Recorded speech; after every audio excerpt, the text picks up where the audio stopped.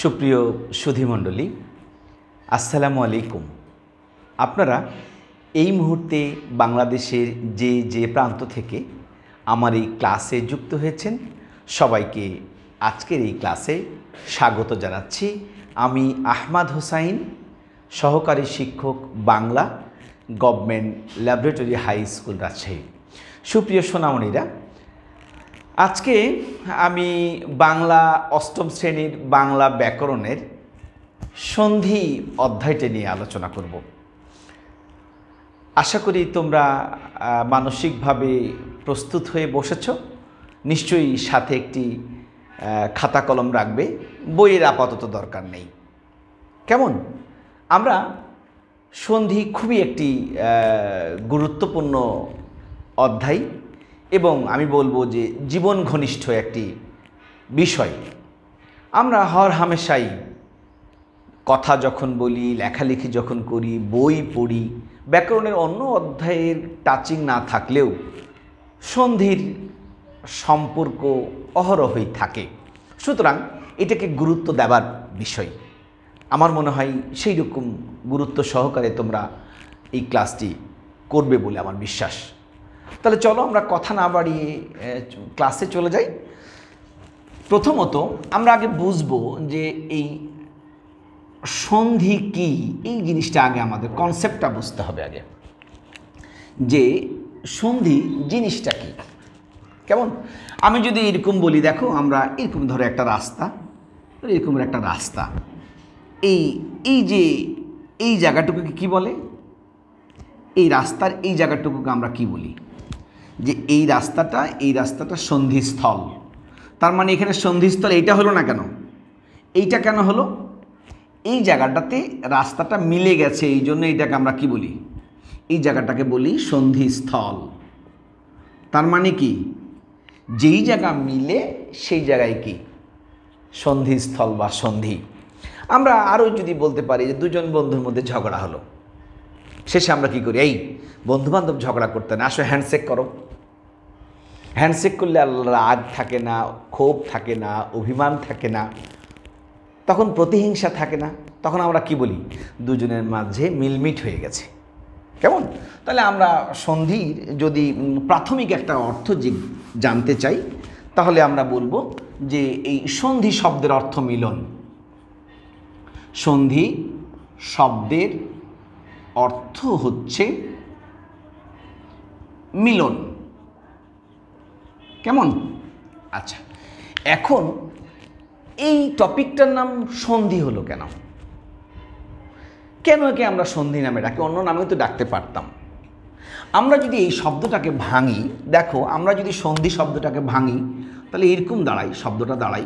আমরা যদি ব্র্যাকেটে ভাঙি, শব্দটা হচ্ছে এরকম, সম, এরপরে ধা ধাতু যোগ ই, এই সন্ধি শব্দের বিশ্লেষণ হচ্ছে এইটা।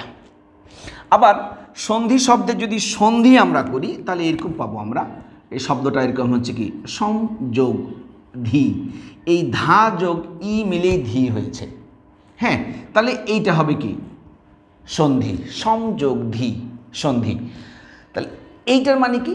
সম যোগ ধা যোগ ই, এইটাই হচ্ছে এইটা।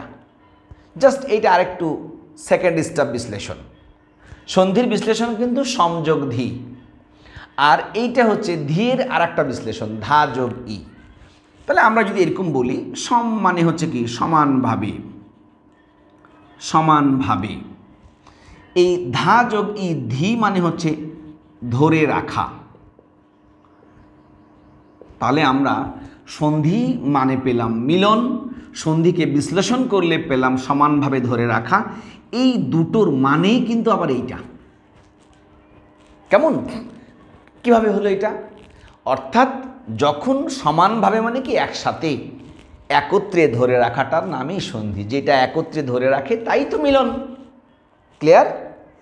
তাহলে যেমন ধরো আমাদের এই কি বলে যে একটা শব্দ যদি আমরা এরকম বলি, সাপোজ এরকম বললাম মহা যোগ আশয়, তাহলে এখানে হচ্ছে আ, এখানে আ মিলে সমানভাবে ধরে রাখলো, এক জায়গায় একত্রিত করলো। কেমন? তাহলে এই মিলে হলো কি মহাশয়। অর্থাৎ আমরা বোঝানোর চেষ্টা করলাম সন্ধির কনসেপ্টটা।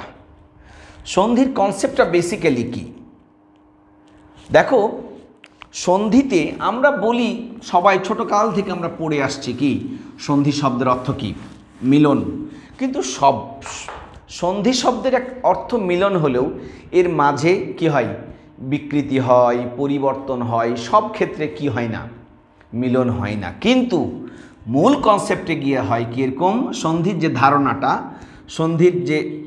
আমরা যদি এরকম লিখি ধারণাটা কি আসলে সন্ধির ধারণাটা কি মানে হচ্ছে এই একটা এই, তার মানে এটা হচ্ছে পূর্ব শব্দাংশ,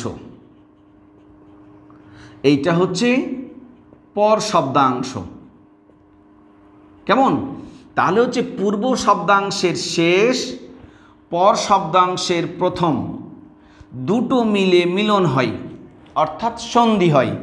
সন্ধি হওয়ার ফলে যা ফলাফল পাওয়া যায়, অর্থাৎ এটা হচ্ছে কি ফলাফল, যা ফলাফল পাওয়া যায় তা পূর্ব অংশের শেষে যুক্ত হয়। এইটা হচ্ছে সন্ধি সাইক্লিক বা কনসেপ্ট। কেমন? পূর্বাংশের শেষ, প্রথমাংশের প্রথম, পূর্বাংশের শেষ, দ্বিতীয় অংশের প্রথম বা পর অংশের প্রথম, দুটো মিলে অর্থাৎ পাশাপাশি মিলে যে সন্ধি হয়, অর্থাৎ মিলন হওয়ার পরে যে ফলাফল হয়, এই ফলাফলটা প্রথম অংশের শেষে যুক্ত হয়। এটাই হচ্ছে সন্ধি সাইক্লিক বা চক্র। আরও ক্লিয়ার করি, আমরা যদি এরকম সহজ করে বলি, দেখো আমি বললাম এরকম, দেখো যে এই অতি যোগ অন্ত, আমরা এগুলো কিন্তু সব সূত্রে পড়ব।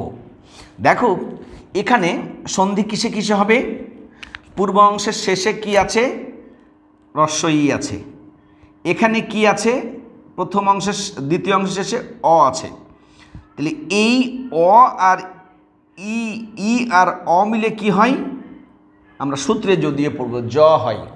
তাহলে এই ফলাফলটা কোথায় হবে, প্রথম অংশের শেষে যুক্ত হবে। তাহলে প্রথম অংশের শেষে এখন কে থাকলো, এই অ আছে আর ত আছে, ই তো সন্ধি হয়ে গেছে। তাহলে এখানে তুমি লাগাও অ তয়ের সাথে জফলা লাগাও, আর থাকলো কি এখানে থাকলো দন্তান্নয় তয়, তাহলে হয়ে গেল অত্যন্ত। কথাটা বোঝা গেছে? তাহলে আমরা এতক্ষণ পর্যন্ত সন্ধি কি বিষয়টা নিশ্চয়ই বুঝতে পেরেছি। সন্ধি হচ্ছে আমাদের ব্যাকরণের একটি অধ্যায়, যার মাধ্যমে পাশাপাশি দুটি ধ্বনির বা বর্ণে যাই বলে না কোনো মিলন হয়। আমরা এবার সন্ধির যদি এবার তাহলে সংজ্ঞাটা তৈরি করতে পারবো না সুন্দর করে।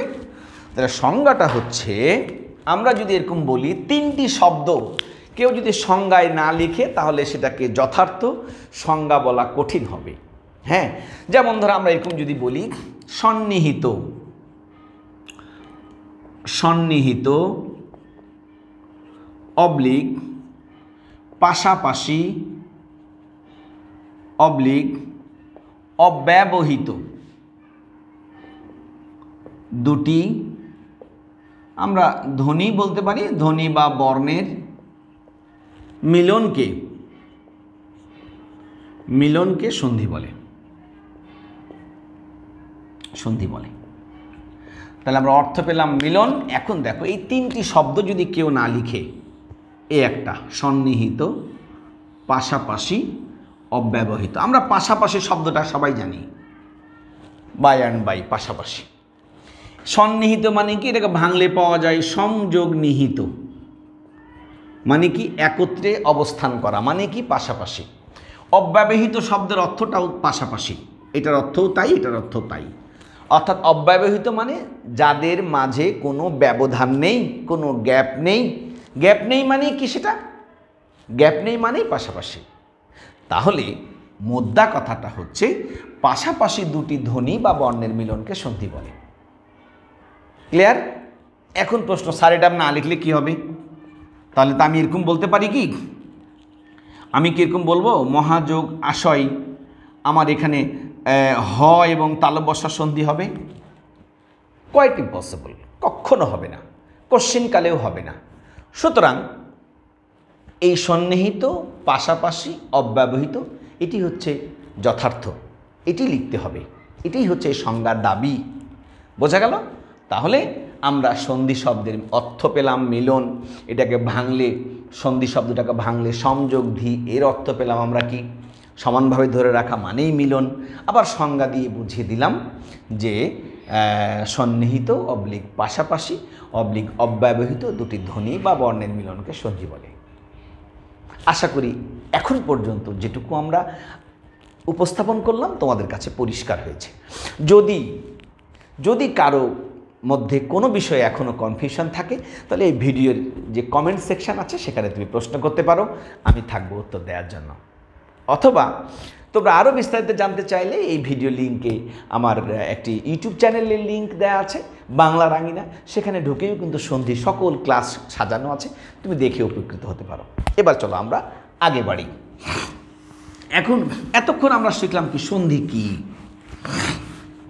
এখন যেটা জানতে চাইব যে কেন পড়ব আমি সন্ধি, আমি সন্ধি পড়ব কেন, এটার গুরুত্বটা কি, এটার প্রয়োজনটা কি, কি দরকার আমার সন্ধি পড়ার, তাই না?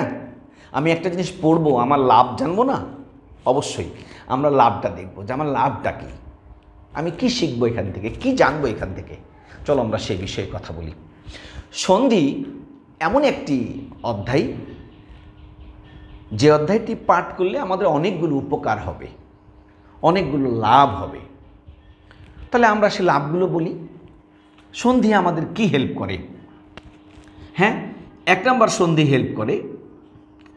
সন্ধির প্রথম কাজ হচ্ছে স্বাভাবিক উচ্চারণে সহজবোধ্যতা। এই আমাদের সন্ধি স্বাভাবিক উচ্চারণটাকে সহজ করে দেয়।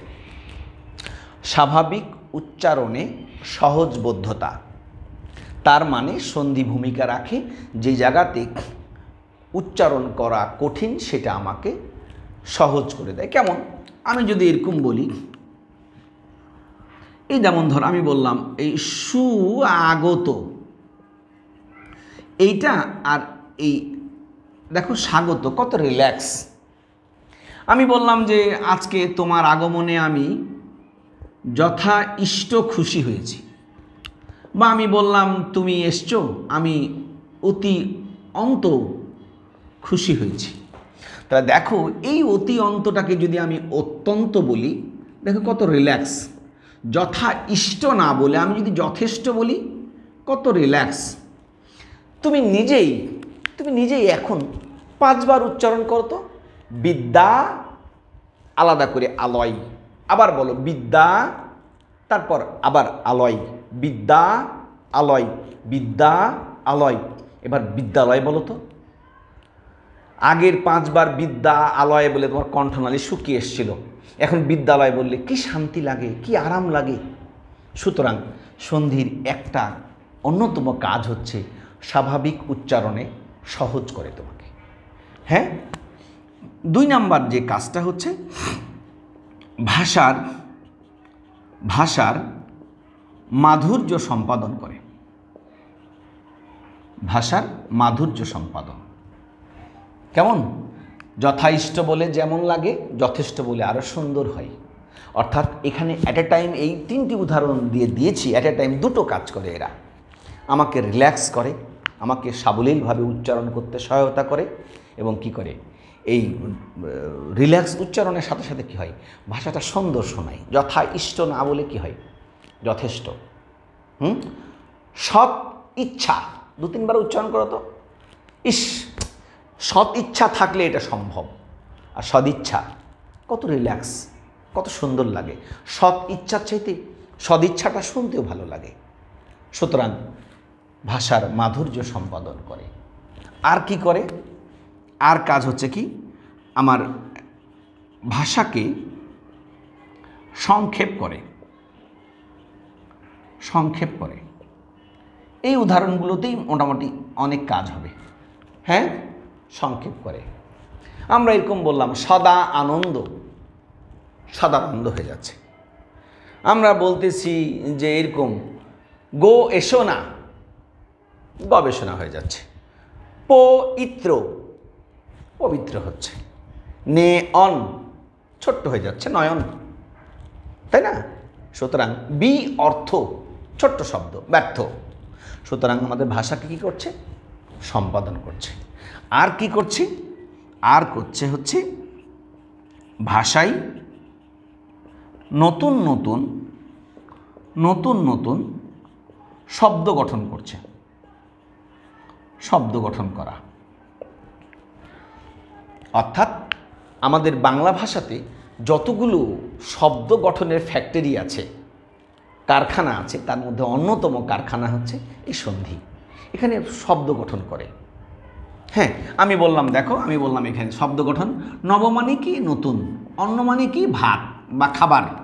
এখন নবান্ন মানে কি নতুন একটা উৎসবের নাম। নতুন খাবার যখন হয়, ধান হয় যখন, তখন এই অগ্রহায়ণ মাসে আমাদের কৃষকরা এই অনুষ্ঠানটা করে, তাহলে নবান্ন। হ্যাঁ, এই কি বলে যে যথা মানে কি প্রয়োজনীয়, ইষ্ট মানে কি মঙ্গল, যথেষ্ট মানে এনাফ। সুতরাং ভাষায় নতুন শব্দ গঠন করাও হচ্ছে কি সন্ধির একটি অন্যতম কাজ। এরপর চলো আমরা এখানে একটা নোট লিখে নিব। নোটটা হচ্ছে এরকম: ভাষার মাধুর্য রক্ষিত না হলে সন্ধি করার নিয়ম নেই।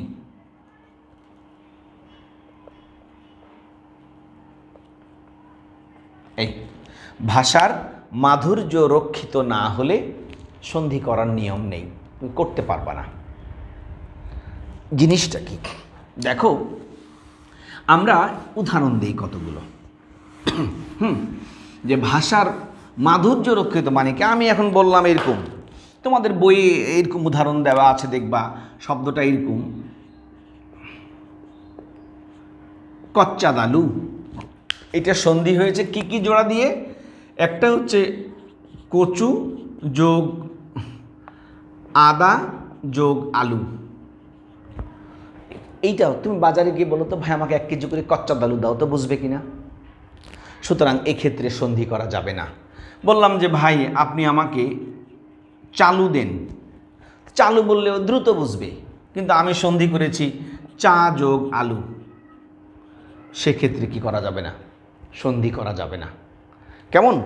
ডক্টর সুনীতি কুমার চট্টোপাধ্যায় তার বাঙ্গালা ভাষার ব্যাকরণে একটি উদাহরণ দিয়েছেন। আমি তোমাদের জ্ঞাতার্থে সেই উদাহরণটি একটু আনতে চাই। শব্দটা ছিল যে এরকম, শব্দটা আমরা একটু লিখে নিয়ে আগে, তারপর আমরা ব্যাখ্যাটা দিব। হ্যাঁ, তুম্মা রো পরা, এই এখন এই যে সন্ধি করলেন উনি ডক্টর সুনীতি কুমার, তার কিন্তু বাঙ্গালা ভাষার ব্যাকরণে এই শব্দটা বলেছেন। শব্দটা হচ্ছে এরকম: তুমি আমার উপর অসন্তুষ্ট, অসন্তুষ্ট। তাহলে একটা বাক্যের সন্ধি করে দিয়েছে। তুমি যোগ আমার, শব্দটা হবে কি তুম্যামার। তারপর আমার যোগ ওপর, তাহলে হবে কি রোপর। ওপর যোগ অসন্তুষ্ট, রাসন্তুষ্ট, প রাসন্তুষ্ট।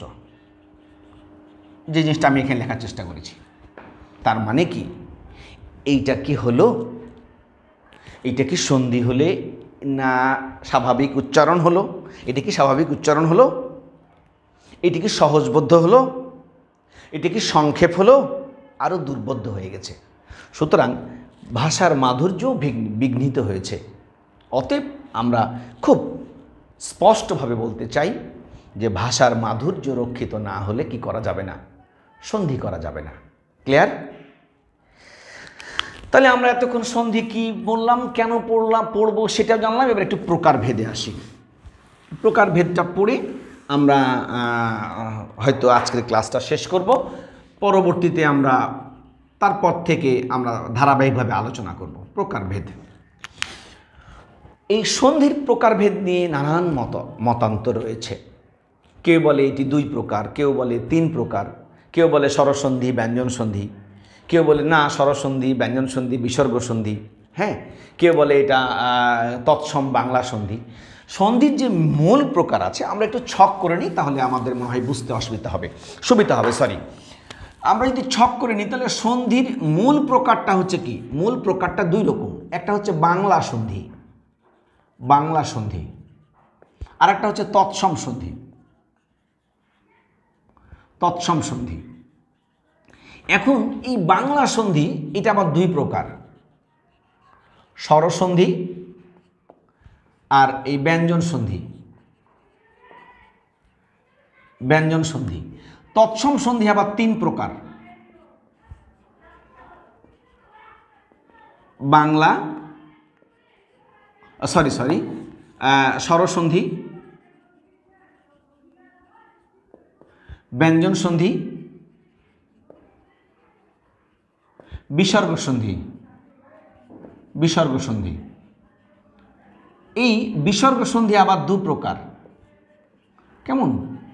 একটা হচ্ছে রজাত, একটি হচ্ছে সজাত। আমাদের এই হচ্ছে সন্ধির আসলে নাড়ি নক্ষত্র, প্রকারভেদ, ডালপালা যাই বলি না কেন।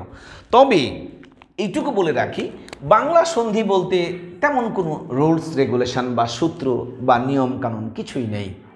এগুলো গুটি কতেক নিয়ম, ঘোড়া যোগ গাড়ি, ঘোড়গাড়ি, 2 যোগ 1 কতেক যোগ 1।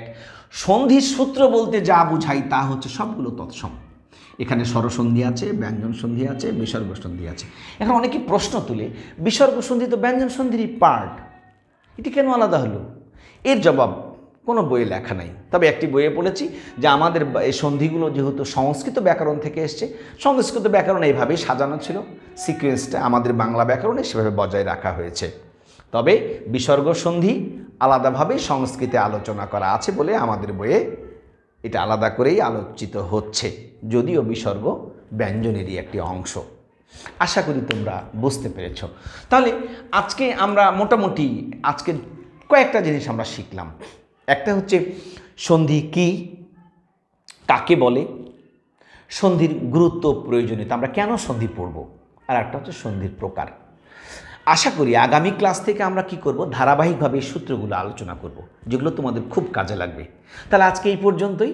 সবশেষে আমি 2টো কথা বলবো। 1 নম্বর হচ্ছে যে আমাদের এখন দুঃসময় চলছে দেশে, করোনায় এখন লকডাউন চলছে।